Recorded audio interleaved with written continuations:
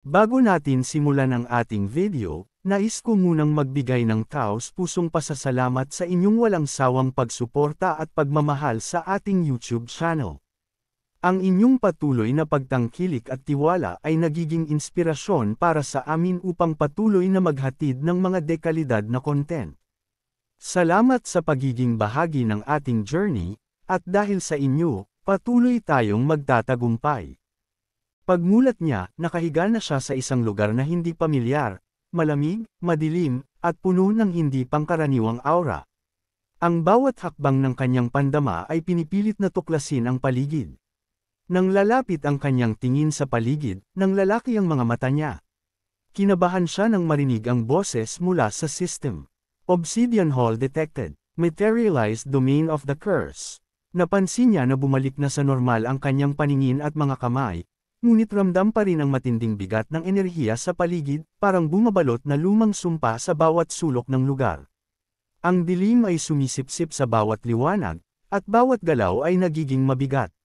Sa isang sulyap sa malayo, napansin niya ang isang espada na nakaabaon sa lupa, nakatayo sa may di kalayuan, parang tahimik na naghihintay sa kanya, isang kakaibang aura ang bumabalot dito, malamig at mapanganib.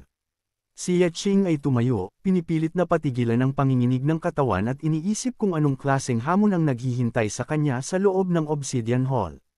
Nilingan niya ang paligid, at nang itaas ang tingin, nang laki ang kanyang mga mata sa gulat. Sa harap niya, nakaupo ang isang nilalang na kamukhang kamukha niya, halos perpekto ang pagkakahawig, mula sa anyo hanggang sa aura. Parang salamin na biglang nagkaroon ng buhay, ngunit may masamang intensyon sa bawat galaw. Agad na nag-anunsyo ang system. Demonic manifestation detected. Ngumisi ang demonyo, at sa nakakatakot na detalye, ginamit mismo ang boses ni Yeching. Binati siya ng malamig at mapanuyang tinig. Walang mababang taong kayang talunin ang tunay na demonyo. Litong-lito si Yeching, ramdam ang pagkakabigla at tensyon sa buong katawan. Kung ganoon, bulong niya sa sarili, ang pagbasag ba sa sumpa ay pakikipaglaban sa sarili ko. Para bang bawat galaw, bawat hakbang sa loob ng Obsidian Hall ay haamon sa kanyang kaluluwa, at ang demonic manifestation na iyon ay hindi lamang isang kaaway, ito ay salamin ng kanyang pinakamatinding kahinaan at takot. Tumayo ang demonyo sa harapan niya, bawat galaw nito puno ng bigat at pagbabanta. Unti-unti itong naglakad palapit kay Yeching, at sa loob ng ilang sandali, nagtagpo ang kanilang mga mata, tahimik, matalim, at puno ng tensyon. Hanggang sa biglang sumabog ang mensahe mula sa system. Transcendent Mode, lahat ng attributes dagdag 30%. Ngumingiti ang demonyo, at malinaw na ipinapakita sa bawat kilos nito ang kapangyarihan, taglay nito ang lahat ng attribute at abilidad ni Yeching. Ngunit sa loob ng curse domain, ang pisikal nitong anyo ay mas malakas, mas matindi kaysa sa orihinal. Napatigil si Yeching. Isang malamig na pangunawa ang damaloy sa isip niya, hindi lang ito basta kopya. Hinugot ng demonyo ang kanyang espada, at sa isang mariing boses ay sinabi, "Ngayon, mauunawaan mo na." Ang mga mata nito ay naglalagablab ng kayabangan, puno ng tiwala sa sariling kapangyarihan. Ang mga demonyo ay mga nilalang na hindi mo kailanman kayang talunin, dagdag pa nito, at sa isang iglap, naglaho ang presensya nito, at muling lumitaw sa harapan ni Yeching sa bilis na halos hindi matano ng mata. Halos hindi makareact si Yeching sa kabilas ng galaw ng demonyo. Isa lamang ang nakapagitna sa pagitan niya at kamatayan, at sa manipis na puwang na iyon, nakaiwas siya sa unang atake. Hinugot niya ang kanyang kambal na espada, at sa parehong sandali, nagsimula ang labanan. Bawat banggaan ng espada ay umuugong sa buong bulwagan, pinanganginig ang sahig sa lakas ng impact.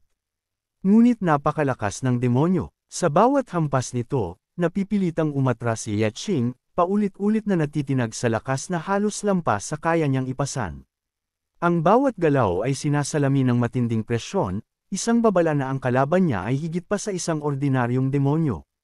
Ang kanyang kaharap ay mas malakas kaysa sa anumang inaasahan ni Yeching. Halos bawat galaw niya ay nababasa ng demonyo, isang hakbang palagi itong nauuna, tila alam ang bawat plano at kilos ng kalaban. Biglang inactivate ng demonyo ang soul theft. Tumitindi ang dilim sa kanyang mga mata, at lumitaw ang matutulis nitong pangil na nagbabanta sa bawat sandali. Hindi inaasahan ni Ye Qing ang sumabog na asul na aura mula sa kanyang katawan, isang palatandaan ng kapangyarihang hindi niya ganap na nauunawaan. Ang kanyang puso ay kumabog sa takot at pagtataka. Isang malupit na ngiti ang lamapat sa mukha ng demonyo. Pumanig na sa akin ang balanse ng kapangyarihan, wika nito, bawat salita ay punong-puno ng katiyakan at pangungulit. Ipinaliwanag niya ang kakilakilabot na kalikasan ng kanyang atake, sa bawat tama, kumukuha ito ng bahagi ng attributes ni Ye Qing, habang unti-unting pinuputol ang kanyang kaluluwa. Si Ye Qing ay nanatiling tahimik, hindi makapagsalita sa kanyang pagkagulat. Habang patuloy ang laban, bawat swing at strike ay nagdudulot ng matinding pinsala sa kanya. Ang kanyang lakas ay unti-unting nauubos, hanggang sa maramdaman niya ang banta, kung magpapatuloy, mawawala ang kanyang asensya at magiging tunay na demonyo. At sa sandaling iyon, sumugod ang demonyo, puno ng walang kapantay na lakas, diretso sa direksyon ni Ye Qing. Nanginginig ang panga, at sumugod si Ye Qing ng walang pag-aatubili. Nagpalitan sila ng mababanggas na atake, bawat hampas ay umuugong sa paligid, bawat galaw ay puno ng matinding puwersa. Sa isang sandali, may nakita siyang puwang sa depensa ng demonyo, isang maliit na pagkakataon, ngunit sapat para sa counterattack. Ngunit bago pa man niya tuluyang magawa ang galaw, huminga lamang ng malalim ang demonyo. Sa isang iglap, nabasag ang espada ni Ye Qing, tila binaliwala ang kanyang lakas. Biglang nag-ingay ang system, sunod-sunod ang mga babala. Attribute drain in progress, strength reduced, speed reduced, endurance reduced. Galit na galit si Ye Qing, ang init ng puot ay bumalot sa kanyang katawan. Ngunit ang demonyo ay walang habas, tuloy-tuloy ang pag-atake nito. Sa desperadong pagtatanggol, inilabas ni Ye Qing ang kanyang kalasag upang salagin ang bawat hampas. At sa parehong sandali, muling tinipon ang kanyang kambal na espada. Ngunit may kapalit ito, bawas ng 20 attribute point sa kanyang katawan, isang paalala ng kanyang limitasyon. Hindi tumigil ang demonyo. Habang patuloy ang malupit nitong pag-atake, nagbitiw ito ng malamig na salita. Ang pagnanais mo na mabuhay ay lalo lamang nagpapasarap sa aking kaluluwa. Ang bawat salita nito ay parang matalim na punyal sa isip ni Ye Qing, isang babala na ang laban na ito ay hindi lamang labanan ng lakas, kundi ng kaluluwa mismo. Isang brutal na sipa ang tumama kay Ye Qing. Hindi niya ito inaasahan, kaya't ang lakas ng impact ay direktang tumama sa kanyang mukha. Tumilapon siya sa hangin, ngunit sa kabila ng sakit, mabilis siyang nakabawi at muling nakatayo. Muling sumugod ang demonyo, galit na sumisigaw. Sa loob ng aking domain, walang saysay ang pagsisikap mo. Sinubukan ni Ye Qing na lumaban, ngunit bawat banggaan ay nagdulot ng matinding strain. Napipilitan siyang muling buuin ang kanyang espada sa bawat hampas, at bawat pagbabalik nito ay kumokonsumo ng panibagong 20 attribute points. Pagkatapos ng sunod-sunod na pagtatangka, biglang naglabas ng babala ang system. Restoration failed. Insufficient materials. Nagulat si Ye Qing. Ang bawat tagumpay na inaasahan niya ay biglang naging imposibleng makamit. Sa gitna ng pagkabigla, naalala niya ang alok ni Novelis at ang mga kayamanang ibinigay nito. Unti-unti, nagsimulang magduda si Ye Qing, tila sinadya pala ang lahat, isang laro kung saan siya ay naging manlalaro lamang. Sinamantala ng demonyo ang pagkakataon, at tumira ng malalim na hiwa. Hindi nakaiwas si Ye Qing, ang atake ay tumama sa kanyang balikat, at agad siyang napurohan. Agad na ipinahayag ng system, Soul Drain activated. Si Ye Qing ay nanatiling nakatayo ngunit hindi makagalaw, hawak ang balikat na duguan at may malalim na sugat. Habang unti-unting sinipsip ng demonyo ang kanyang asensya, ngumiti ito at malamig na wika. Ngayon, dapat naiintindihan mo na ang lahat. Ang tinig nito ay puno ng panunukso at katiyakan. Sa harap ng mga batas ng abis, ang anumang pagtutol ay walang halaga. Marahil ngayon, sa wakas, nararamdaman mo na ang tunay na kawalan ng kapangyarihan. Nakatayo sa harap ni Ye Qing, ang demonyo ay nagpakita ng lubos na dominasyon. Inuutusan siyang lumuhad at magpasakop, sabay pangako, kahit lamunin ang kanyang buong pagkatao, mananatili pa rin ang munting bakas ng kanyang pag-iral, isang malupit at malamig na paalala ng kapangyarihan nito. Kung hindi, buburahin ko ang lahat ng alaala mo at aagawin ang iyong lugar. Gagamitin ko ang katawan mo upang makatakas mula sa abis na ito. Banta ng demonyo, malamig at puno ng tiyak na kasamaan. Sinikap ni Yeching na umangat mula sa pagkakaupo, halos nang hihina ngunit tumingin ng galit, tuwid, at matatag sa nilalang na nasa harapan niya. Nakangising nagpatuloy ang demonyo, bawat salita ay parang lason. Ipinangako kong wawasakin ko ang buong pamilya mo. Sasaktan ko ang mga kaibigan mo, at pahihirapan ko ang lahat ng mahal mo, nang wala kahit katiting na pagsisisi. Dahil, sa totoo lang, hindi naman daw ako ikaw. Kasunod noon, nagpakawala ito ng malakas na enerhiya. Bumulwak ang hangin sa paligid, at sa isang marahas na galaw, iniangat nito si Yeching sa ere sa pamamagitan ng mahigpit na pagkapit sa kanyang leeg. Habang bumabalot ang susunod na atake, isang puwersang nagbabanta na ubusin ang kanyang katauhan at lunurin ang kanyang kaluluwa, may isang sandaling tila huminto ang mundo para kay Yeching. At doon, naalala niya ang kanyang mga panata. Ang pangako niya kay Liu Xingran, na dapat itong makalabas ng buhay mula sa abis. Naalala ni Yeching ang sandaling iniligtas niya si Zhou Tong, at sinabing tumigil na ito upang mabuhay ng matagal. Naalala rin niya ang pangako sa kanyang kapatid, na paprotektahan niya ito kahit pagkatapos mamatay ang kanilang mga magulang. Habang unti-unting hinihigop ng demonyo ang kanyang kaluluwa, bumulong si Yeching ng pangako sa sarili at sa mga minamahal niya. Ngumiti ang demonyo, tila natuwa sa narinig, at malamig na wika. Nagbago ang isip ko, pananatilihin ko ang isang piraso ng kamalayan mo. Iiwanan ko ang isang mata mo upang masaksihan mo ang lahat ng mangyayari. Pagkatapos, nagbago ang tinig nito, mas malalim at mas nagbabanta.